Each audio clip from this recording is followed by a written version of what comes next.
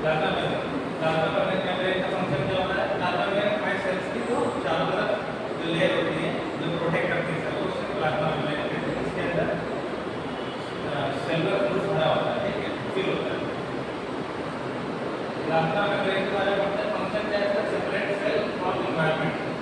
Plasma membrane क्या करती है? सेल्स को एनवायरनमेंट से अलग करती है, सेपरेट करती है। और सेकंड काम क्या है इसका? Transport substance in and out of sales.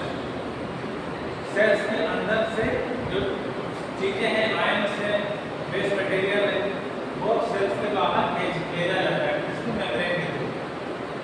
Receive and respond to stimuli. Membrane क्या करती है? रिस्पॉन्ड करती है किसके? स्टिमुलाई को रिसीव करती है और उसके अगेंस्ट रिस्पॉन्ड करती है। सेल मेम्ब्रेन की प्रॉपर्टी क्या है? सेल मेम्ब्रेन हाइड्रोफोबिक होती है और हाइड्रोफिलिक भी होती है, ठीक है, और सिलेक्टिव परमेएबल होती है, मतलब कुछ सिलेक्टेड चीजों को ही अपने अंदर आने देती है और बाहर जाने देती है। तो सिलेक्टिव परमेएबल इसलिए होती है क्योंकि इसमें चैनल्स बने होते हैं, कुछ प्रोटीन चैनल्स होते हैं जो कुछ आयंस को, वाटर को अपने अंदर आने देते हैं और बाहर जाने देते हैं, अलाउ करते हैं to enter into the cell. Structure कैसा होता है प्लाज्मा मेम्ब्रेन का? फ्लूइड मोज़ेक मॉडल से liquid model, fluid mosaic model होता है जिसमें हम अभी आगे पिक्चर में देखेंगे, ठीक है। और लिपिड की बाई लेयर होती है, लिपिड की एक नीचे लेयर होती है और ऊपर लेयर होती है, बाई लिपिड की लेयर होती है। लिपिड की बाई लेयर होती है और फॉस्फोलिपिड 75% होता है, कोलेस्ट्रॉल 20% होता है, ग्लाइकोलिपिड 5% होता है। हमारा स्ट्रक्चर है जो फ्लूइड मोज़ेक मॉडल है हमारे सेल्स का। आउटर लेयर में लिपिड की बाई लेयर, फॉस्फोलिपिड 75% इसमें, कोलेस्ट्रॉल 20% और ग्लाइकोलिपिड 5% होते हैं। स्ट्रक्चर ऑफ प्लाज्मा मेम्ब्रेन,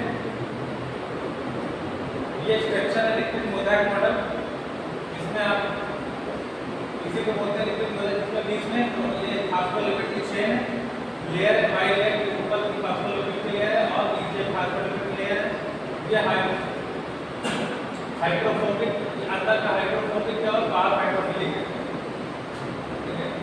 ये लेयर रिफ्लेक्स, ये फॉस्फोलिपिड का इनर पार्ट है वो हाइड्रोफोबिक है और आउटर लेयर हाइड्रोफिलिक है। ये हाइड्रोफिलिक है और ये हाइड्रोफोबिक है।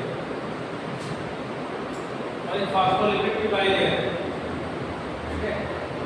और ये इसमें प्रोटीन चैनल लगे हुए हैं, ब्लू कलर से दिख रहा है प्रोटीन है। ये हमारा सेल के अंदर का साइटोप्लाज्म और ये एक्स्ट्रा सेलुलर फ्लूइड, ये इनर सेल का स्ट्रक्चर इधर, ये मेम्ब्रेन के नीचे की तरफ साइटोप्लाज्म हमारा जो सेल के अंदर होता है और एक्स्ट्रा सेलुलर फ्लूइड बाहर होता है,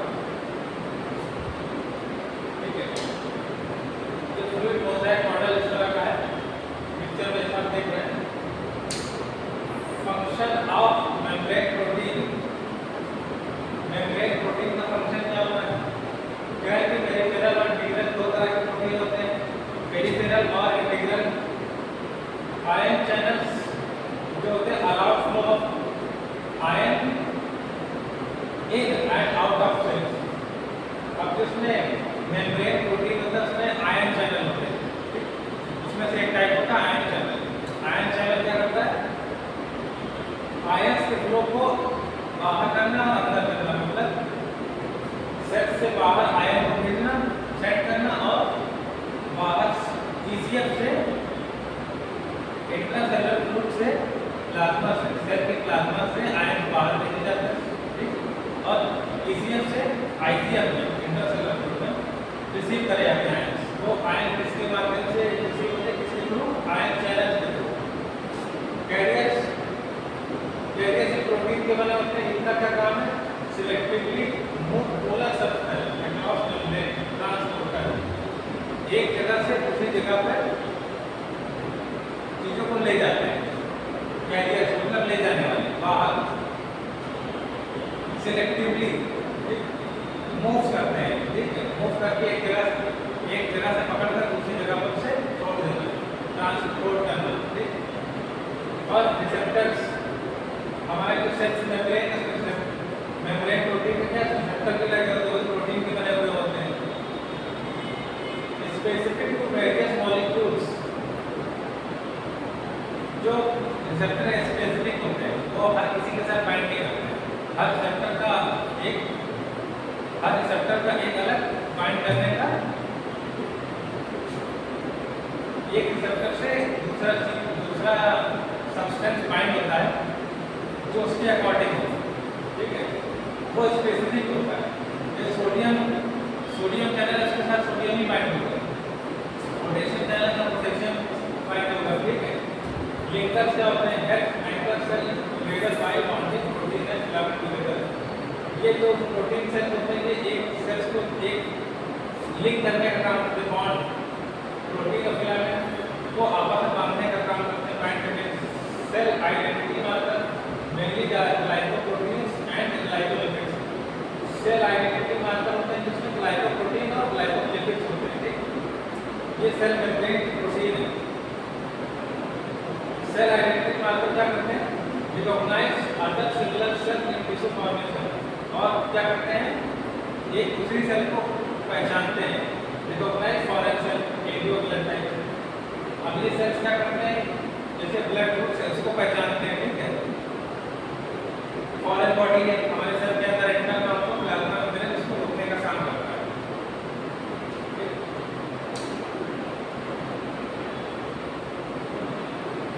मेम्ब्रेन स्ट्रक्चर, ये पेरिफेरल प्रोटीन है, मेम्ब्रेन स्ट्रक्चर पेरिफेरल प्रोटीन है और एक इंटीग्रल प्रोटीन है। पेरिफेरल प्रोटीन बाहर की तरफ लगे हुए होते हैं और इंटीग्रल अंदर की तरफ फंसे हुए होते हैं, ठीक है। मेम्ब्रेन परमेबिलिटी क्या होती है, मेम्ब्रेन परमेबिलिटी का मतलब कि सेल मेम्ब्रेन के अंदर और बाहर जाने की एक जो कैपेसिटी होती है, एक एक्शन होता है। हमारी सेल मेम्ब्रेन अलाउ करती है कुछ चीज़ें अंदर आ सकती हैं और ECF से ICF से और ICF से ECF में जाना अलाउ करती है। कौन, सेल मेम्ब्रेन अलाउ करती है। और सेल मेम्ब्रेन की परमेबिलिटी होती है, उसमें क्या परमेबिलिटी के साथ selective permeable, only some substance can pass across membrane. कुछ चीज़ें ही मेम्ब्रेन को क्रॉस कर सकती हैं, तो सिलेक्टिव परमेबल उसको बोलते हैं। परमेबल का मतलब नॉन पोलर अनचार्ज मॉलिक्यूल, जैसे ऑक्सीजन, कार्बन डाइऑक्साइड, क्लोराइड, ये डायरेक्टली परमेबल होते हैं, ठीक है। नॉन परमेबल क्या होते हैं, ions, large polar molecule permeable नहीं है, वो सेल के अंदर एंटर नहीं होते। स्लाइडली परमेबल क्या है, स्मॉल अनचार्ज पोलर मॉलिक्यूल, जैसे वाटर, यूरेनियम स्लाइडली परमेबल होता है, सेल के अंदर और बाहर जा सकता है। मेम्ब्रेन ट्रांसपोर्ट को देखिए, मेम्ब्रेन ट्रांसपोर्ट क्या होता है, पैसिव ट्रांसपोर्ट और एक्टिव ट्रांसपोर्ट। तो हमारी सेल मेम्ब्रेन हमारे सेल्स के अंदर और बाहर चीजें एंटर कर सकती हैं और एग्जिट कर सकती हैं, उसी को परमेबिलिटी बोलते हैं। उसको मेम्ब्रेन ट्रांसपोर्ट से कहते हैं, ठीक है। जो परमेबिलिटी होती है मेम्ब्रेन ट्रांसपोर्ट, मतलब सेल अलाउ करती है अंदर। पैसिव दो तरह का होता है, पैसिव ट्रांसपोर्ट, एक्टिव ट्रांसपोर्ट।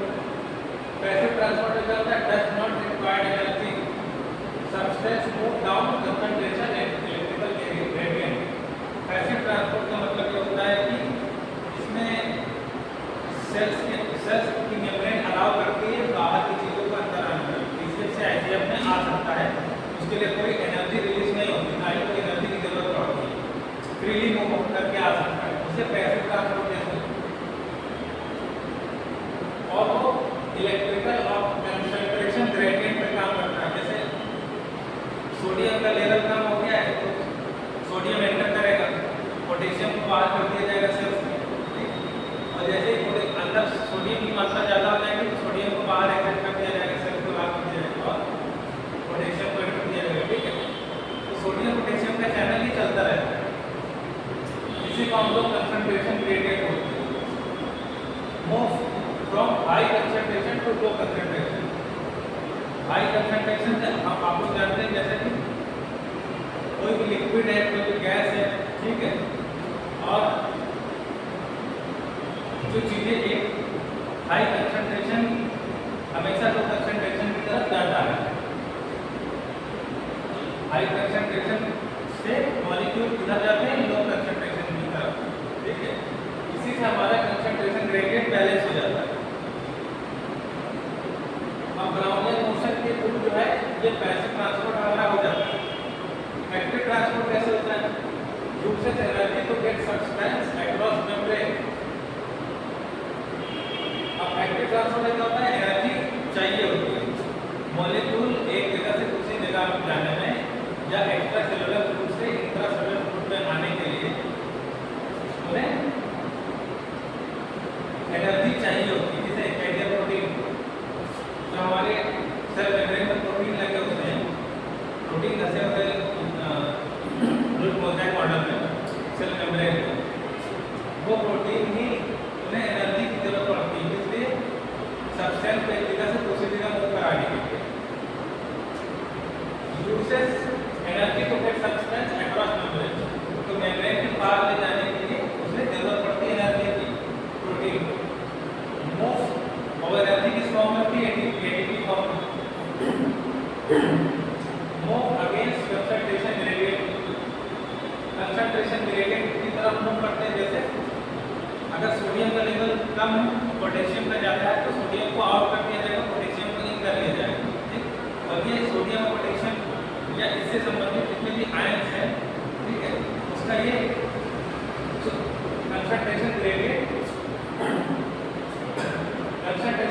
चलता रहता है बैलेंस करने के लिए, होमोस्टैसिस बैलेंस करने के लिए। एंडो और exocytosis, use of cycle to transport substance in और आउट ऑफ सेल। एंडोसाइटोसिस का मतलब सेल्स के अंदर ले लेना और एक्सोसाइटोसिस सेल्स के बाहर फेंक देना।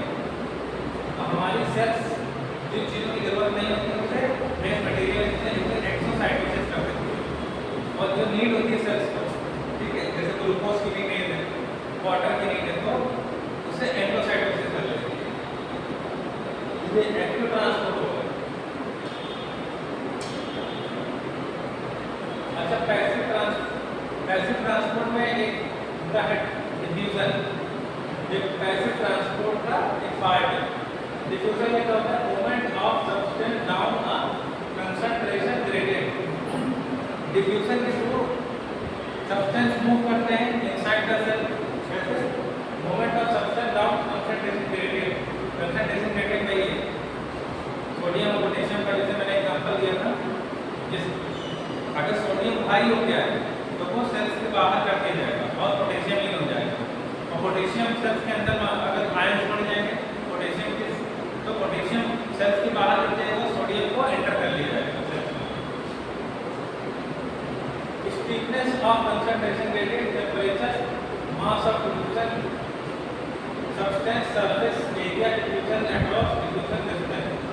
अब हमारा डिफ्यूजन के थ्रू ट्रांसपोर्ट होता है, ये इन सब पॉइंट्स में डिपेंड करता है, ठीक है। ये कितना टेम्परेचर है, जो सब्सटेंस है जो मूव कर रहा है उसका मास कितना है, डिफ्यूजन जिस मेम्ब्रेन को क्रॉस कर रहा है उसका सरफेस एरिया कितना है, और डिस्टेंस कितनी है, ये चीजें डिफ्यूजन में डिपेंड करती हैं।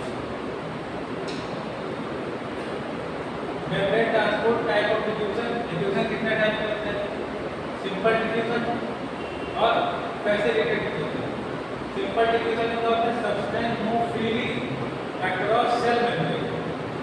सिंपल डिफ्यूजन का सब्सटेंस सेल को पार कर जाते हैं फ्रीली, बिना किसी एफर्ट के।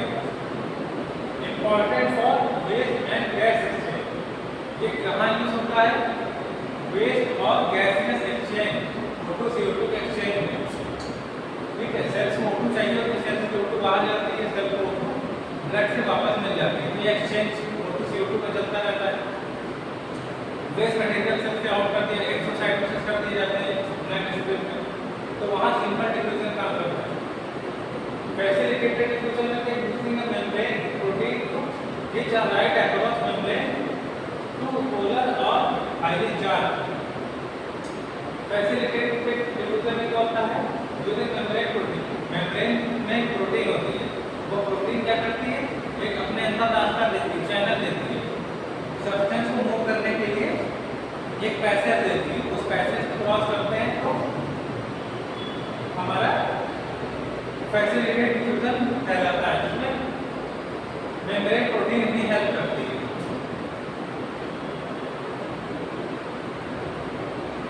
ठीक है,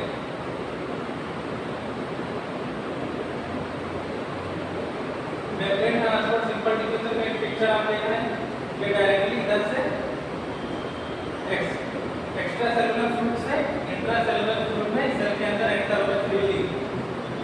कोई कैरियर प्रोटीन की कोई प्रोटीन की जरूरत नहीं, कोई चैनल की जरूरत नहीं, डायरेक्टली आ जाता है सिंपल डिफ्यूजन में। फैसिलिटेटेड डिफ्यूजन में क्या देख रहे हैं आप, ये प्रोटीन चैनल है, तो प्रोटीन चैनल के थ्रू सेल के अंदर एंटर कर रहे हैं। ठीक है, ये फैसिलिटेटेड, इसमें फैसिलिटेट कौन कर रहा है, हमारी प्रोटीन चैनल कर रहा है। ठीक है, फैसिलिटेट कर रहा है,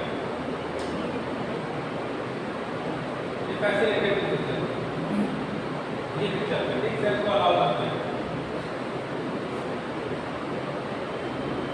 कैरियर मेथड इसमें ये facilitated carrier membrane transfer type of facilitated diffusion carrier method moves down concentration carried on a carrier protein glucose fructose or some vitamins। ये moves down कर रहा है, जो नीड है, जैसे किस चीज की नीड है, ग्लूकोज की, फ्रक्टोज की और सम विटामिन्स को सेल के अंदर अलाउ कर रहा है, जिसके थ्रू हमारे कैरियर प्रोटीन के थ्रू। मेम्ब्रेन ट्रांसपोर्ट क्या होता है हमारा, ऑस्मोसिस क्या है, osmosis special type of passive diffusion. Osmosis एक तरह का पैसिव डिफ्यूजन ही है, जिसमें क्या हो रहा है, water move from high to low concentration, so low solute to high solute concentration. Osmosis में क्या होता है, हमारा हाई कंसंट्रेशन से लो कंसंट्रेशन की तरफ लिक्विड मूव करता है। ठीक है, water can move in to different, अच्छा वाटर भी मूव करता है ऑस्मोलिटी में। वाटर का क्या है, बिटवीन लिपिड मॉलिक्यूल के बीच से होकर जा सकता है और aqua protein channel integral protein, तो सेल मेम्ब्रेन में प्रोटीन लेकर के इंटीग्रल प्रोटीन जैसे बोलते हैं। ठीक है, एक्वा प्रोटीन के थ्रू एक्वा प्रोटीन चैनल, उसे एक्वा प्रोटीन चैनल बोलते हैं। इंटीग्रल प्रोटीन को जो वाटर को अलाउ करता है उसे एक्वा प्रोटीन, एक्वा मतलब वाटर, प्रोटीन कंटेंट जो वाटर को अलाउ करता है तो वो एक्वा प्रोटीन चैनल कहलाता है। दूसरे hydrostatic and osmotic pressure, osmotic pressure को बैलेंस करने के लिए इंटीग्रल प्रोटीन हेल्प करते हैं। ठीक, सॉल्यूशन टॉनिसिटी क्या होता है, method of solution and ability to change volume of cells by changing water content. Tone का मतलब होता है एक तरह से डेंसिटी उसका खड़ापन, तो कैसे रहता है, measures of solution ability to change volume of cell by changing water content को रिलीज कर देंगे तो उसका टोनिसिटी बढ़ जाएगी, और वाटर कंटेंट अगर हम लोग एंटर कर लेंगे, सेल्स के अंदर एंटर करते हैं तो टोनिसिटी बढ़ जाती है, टोनिसिटी कम हो जाती है। ठीक है, आइसोटोन का मतलब क्या होता है, same amount of water on both side membrane, मतलब मेम्ब्रेन के बाहर मेम्ब्रेन के अंदर एक्स्ट्रा सेलुलर और इंट्रा सेलुलर वाटर बैलेंस बराबर हो, तो उसे आइसोटोन बोलेंगे, मतलब सेम टोन। हाइपोटोनिक मतलब मोर वाटर लेस सॉल्यूट, मतलब वाटर की क्वांटिटी ज़्यादा है, उसमें सॉल्यूट जो डिसॉल्व है उसकी मात्रा कम है, तो वो हाइपोटोनिक है। हाइपरटोनिक मतलब गाढ़ा सॉल्यूशन है, वाटर कम है और सॉल्यूट की मात्रा ज़्यादा है। ठीक, ये सॉल्यूशन की टोनिसिटी हमारी होती है। हाइपोटोनिक में सेल्स आपको देख रहे हैं और आइसोटोन में कोई फर्क नहीं पड़ रहा है। H2O और आइसोटोनिक में H2O बैलेंस बराबर है, हाइपोटोनिक में H2O की मात्रा ज़्यादा है, हाइपोटोनिक में H2O बाहर निकल गया है, कंसंट्रेशन कम हो गया है 0.25। इसमें वाटर कंसंट्रेशन ज़्यादा है, इसमें वाटर कंसंट्रेशन सेम है, जैसा है सेल के बाहर वैसे सेल के अंदर, ठीक। इसलिए हैसियत में बराबर है। और इसमें हाइपरटोनिक है, सारा सेल के बाहर जा रहा है, ठीक है।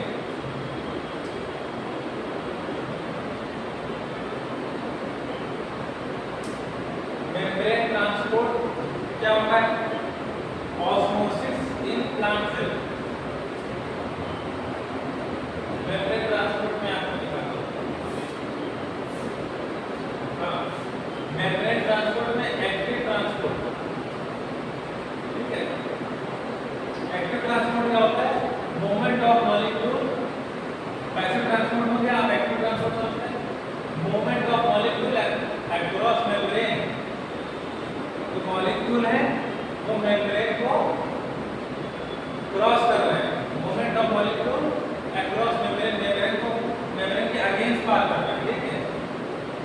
Concentration gradient required energy. जब सब्सटेंस सेल के अंदर मूव कर रहे हैं, किसके अगेंस्ट?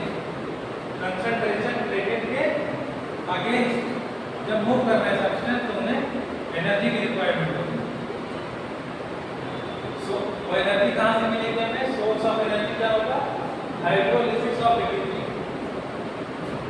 एटीपी के ब्रेकडाउन से energy stored in ionic concentration gradient, secondary active transport.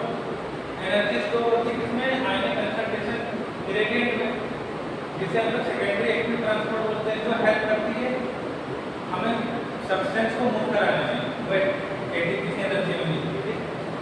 Ion, amino acid, monosaccharide, ये मूव होते हैं, ये जा सकते हैं एक्टिव ट्रांसपोर्ट के थ्रू।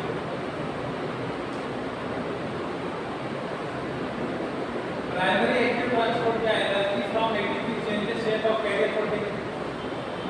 एटीपी से जो एनर्जी रिलीज होती है वो कैरियर प्रोटीन का शेप चेंज करती है। Use 40% of your ATP for this carrier protein pump. Sodium potassium pump. Cell में क्या? सोडियम पोटेशियम पंप होता है, जो सोडियम पोटेशियम के को बैलेंस करता है, इनसाइड और आउटसाइड, मतलब एंटर करता है और एग्जिट करता है सोडियम पोटेशियम। वो सोडियम पोटेशियम पंप है, वो 40% ऑफ योर एटीपी यूज करता है। सोडियम पोटेशियम पंप जो चैनल है ये एटीपी को यूज करता है।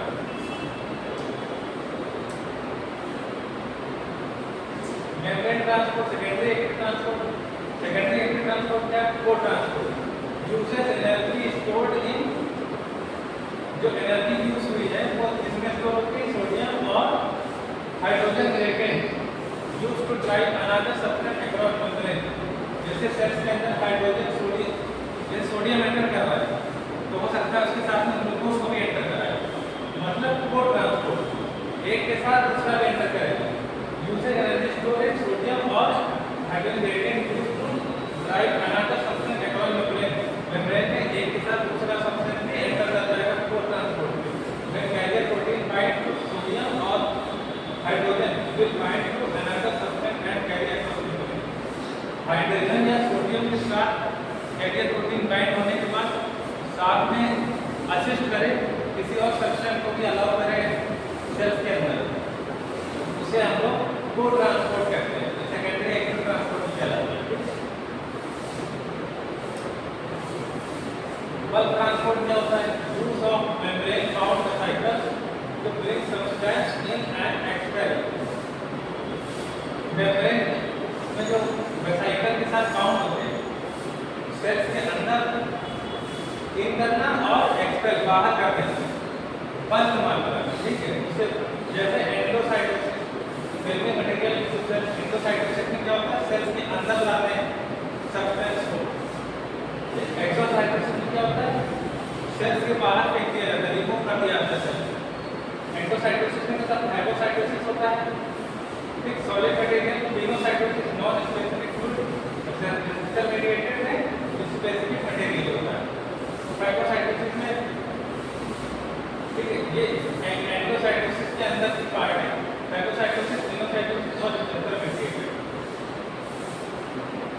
ठीक है। आज का लेक्चर